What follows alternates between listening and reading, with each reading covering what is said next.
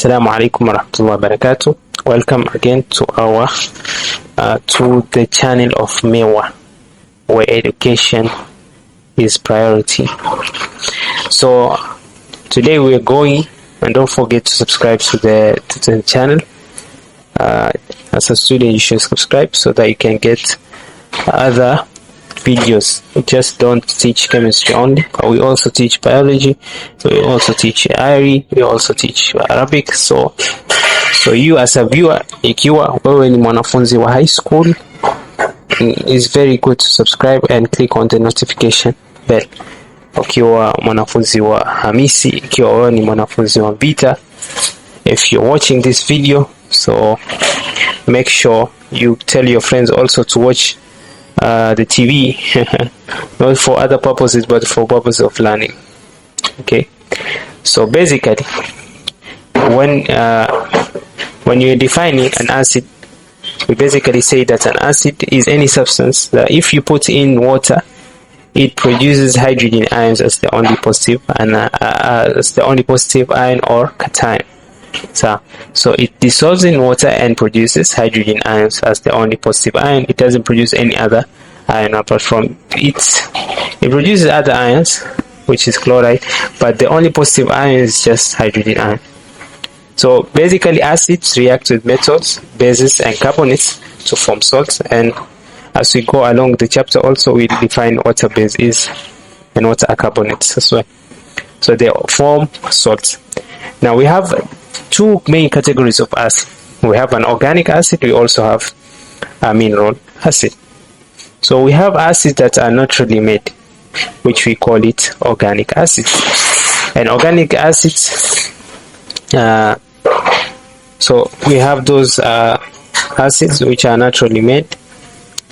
So these are the acids that you should know.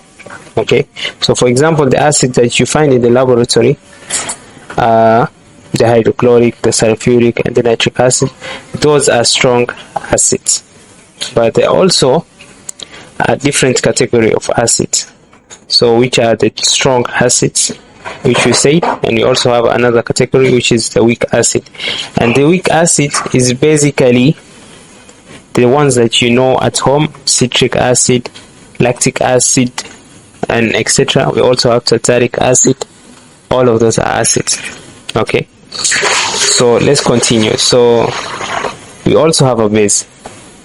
Bases are usually those substances that react with acid to form salts and water. But what distinguishes it with acid also? Acid is something that reacts with base to form salts and water. But what's the specific distinction between a base and an acid? So a base is any substance which, when dissolves in water, produces hydroxide ions as the only negative ion. So another name for bases, we call them alkalis. So especially when you dissolve them in water, the solution that you'll have is called an alkali. Okay, so they tend to be metal oxides or hydroxides. Okay, so this is something that you should know. So just likewise, we also have strong base and we also have weak bases. So the examples of bases, we have sodium hydroxide, we have copper hydroxide, we have ammonia, we have potassium hydroxide, we have magnesium oxide, magnesium hydroxide, and etc. So let's continue. So just likewise, the strength of an acid. So acids and alkalis can be strong or weak. So a strong acid or alkali usually dissociates fully in water to give you either the fully hydrogen ions or the hydroxyl ions. So for example, let's say hydrochloric acid, which is a strong acid, splits up completely into hydrogen ions and chloride ions. So it is the hydrogen ions that is usually produced in water that defines HCl as an acid. And that is what I was saying in the first statement, that an acid is any substance that dissociates in water to form hydrogen ion as the only positive ion. And sodium hydroxide is now an alkali. So a strong alkali which splits up completely into sodium ions and hydroxide ions or hydroxyl ions. So this shows that the reaction is complete. When you look at the arrow itself, sodium hydroxide, you put it in a solution, it gives you sodium ion and hydroxide ion. Okay, so it dissociates fully. Nothing is left there. So as for weak acids or alkalis, usually they are partially dissociated in water. For example, we have ethanoic acid, which is a weak acid. It only splits up to produce a few hydrogen ions in water. So the other hydrogen ions just stays in ethanoic. So basically we have hydrogen ions that dissociates or is produced inside water, and the other hydrogen ion still remains inside that compound. That is what we call partially dissociation. So concentration. All solutions have a concentration. And what is a concentration? A concentration is just a measure of the amount dissolved by unit volume. Concentration is measured in mole per cubic decimeter, and that's why you're taught moles, and sometimes gram per cubic decimeter. So a higher concentration means that more particles are dissolved by unit volume. A lower concentration means that fewer particles dissolved by unit volume. So that is why even in acidity, we have an acid which is more concentrated and we have an acid which is less concentrated. They're more concentrated specifically if you have a strong acid, which, for example, hydrochloric acid. We have a concentrated hydrochloric acid, we have a diluted hydrochloric acid. For the concentrated hydrochloric acid, it means that more hydrochloric is in that volume of water. But if it's something that is diluted, it means that more water is in and less HCl is in that water. So indicators is just anything that shows the pH of a solution.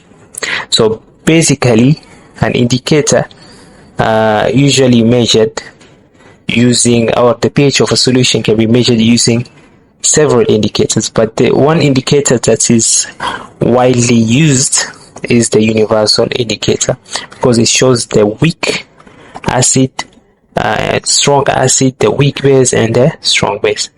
So it just differentiates the weakness of an acid or a base, or the strength of the basicity or the acidity. So it either is it can be found in form of a solution or as a paper. So it changes color from pH 1 to pH 40. So just like we see in the diagram, we have different colors for different numbers. So for those that are maybe showing color red, or one showing color red, dark red, it usually represents the 1, and these are strong acid.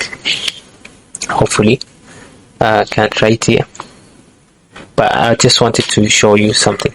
So there's 7. The 7 is neutral. As you go left, the acidity usually increases. So starting from 6, 5, 4, 3, 2, 1, the acidity increases. This means that 6 is a weaker acid compared to that 1. A 1 is usually a stronger acid. So as you go from 1 to 6, the acidity decreases. But as you go from 6 to 1, the acidity increases. So basically 1 to 3 are usually strong acids, while the rest from 4 to 6 are weak acid. So anything that goes from 7 going to your right shows that the basicity increases. So anything that is greater than 7 is usually a base. So for example 8, 9, 10, they are weak bases, but as you go up, the basicity or the strength of the basicity increases. So 13 is a strong base, 12 also is a strong base, but not stronger compared to 13. So 8, 9 and 10 are usually weak alkalis with a low concentration, and from 11 to 14 maybe those are strong alkalis with a higher concentration of alkali or basic. So they've already said the types of bases. I don't need to remind you again. So we also have other indicators, simple indicators or commercial indicators, but usually it just tells whether a solution is acidic or alkaline. It doesn't show how strong the acid or alkali is. So for example, we have litmus paper, we have methyl orange, we also have phenolphthalein. From litmus we have red litmus paper, we also have blue litmus paper. So if you take a red litmus paper and put it in an acidic solution, the color retains. But if you take a red litmus paper and put it in a basic solution, the color changes from red to blue, showing that the solution is basic. If you take a blue litmus paper and put it in a basic solution, the color retains, because the basic solution usually shows that it is color blue. But if you take a blue litmus paper and put it in an acidic solution, the color changes from blue to red, showing that it is an acid. So red in acidic solution, but blue in alkaline solutions. We also have methyl orange. Methyl orange is usually red in acidic solution, but yellow in alkaline solution. The color changes to red and the color changes, but usually neutral is just orange. But if you put in an acidic solution, it changes to red. If you put in a basic or alkaline solution, it changes to yellow. Phenolphthalein, which is a common indicator. If you take a phenolphthalein, which is most of the times a solution, is colorless. But if you take a phenolphthalein, put it in acidic solution, it just remains the color just doesn't change because it's colorless. But if you put it in an alkaline solution, the color changes from colorless to pink. Okay, so it's usually pink in alkaline but colorless in acidic solutions. So these are the general equations for making salt, which you should know. We have acid plus metal. An acid plus metal gives you a salt plus hydrogen. And sometimes you can be asked, how do you test for the hydrogen produced? So to test for the hydrogen produced, you take the zinc. Let's take an example. Let's say we take a zinc metal and put it in a test tube, and then add HCl in it. But make sure that you've sealed the opening of the test tube. So once you open if you ensure that the test tube is open, then you'll hear a pop sound indicating that hydrogen is produced. So hydrogen usually produces a pop sound. Okay, produces a pop sound when ignited. We also have acid plus base, which gives you salt plus water. We have acid plus metal carbonate, which gives you salt plus water plus carbon dioxide, not carbon dioxide, because since you're a high school student, it's more appropriate for you to use salt plus water plus carbon dioxide, those three key terms. So okay, so let's take an example. We have zinc. You're reacting it with a metal. You're reacting it with an acid. So your metal is zinc. React it with hydrochloric. So zinc plus hydrochloric acid gives you zinc chloride plus hydrogen gas.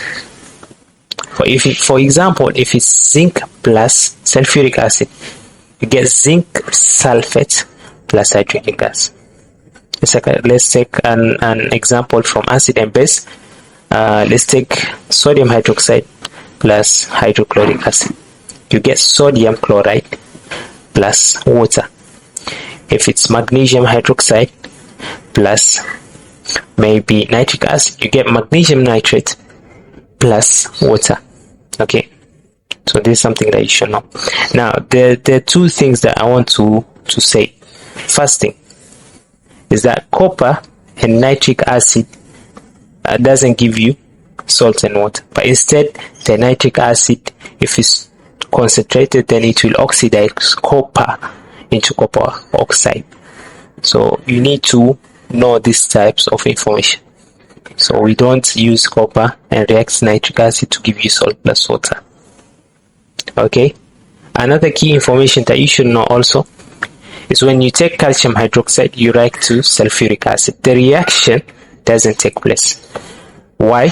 It's because if you take calcium hydroxide react with sulphuric acid, you get you get a precipitate called calcium sulfate.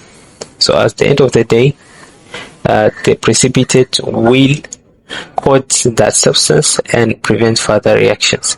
So also have lead plus sulphuric, which also the reaction cannot take place because of due to the formation of lead sulfate, which is a white precipitate which coats the lead, as a result further hindering the reaction from taking place.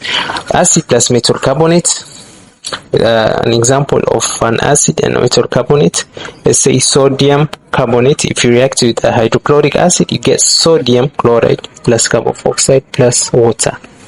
Okay, and different you also have different examples which you as a learner can research on it. So this is a key part, or a key thing. If you get a hydrochloric acid, the salts that you will get when you take hydrochloric acid, react it with anything, especially be it a carbonate, be it a metal, or be it a base, the resultant salts will be a chloride. If you react it with sulfuric acid, this resultant salt will be sulfate. If you react it with nitric acid, the resultant salt will be nitrate. So these are the names of salts that can be worked out from the name of the acid and what is reacting with, what it is reacting with. So examples. So the salt formed from zinc and sulfuric acid react is zinc sulfate. From the name of the acid, you get sulfate. Another example, when iron 3 oxide reacts with nitric acid, you get iron 3 nitrate. So the nitrate comes from the nitric acid. And that is all, because it's a very short video. I didn't want to teach much, but maybe in the next video I'll be expounding further information so that you as a learner can get to know new things. I haven't yet finished. So in the next video lesson, we'll study acids, still acids, bases, and indicators, because it's a bigger topic. You'll also be taught in Form 4. So with that all, I want to wish everyone a good day. So don't forget to subscribe to the channel, subscribe to the NaOH channel. وهذا السلام عليكم ورحمة الله وبركاته.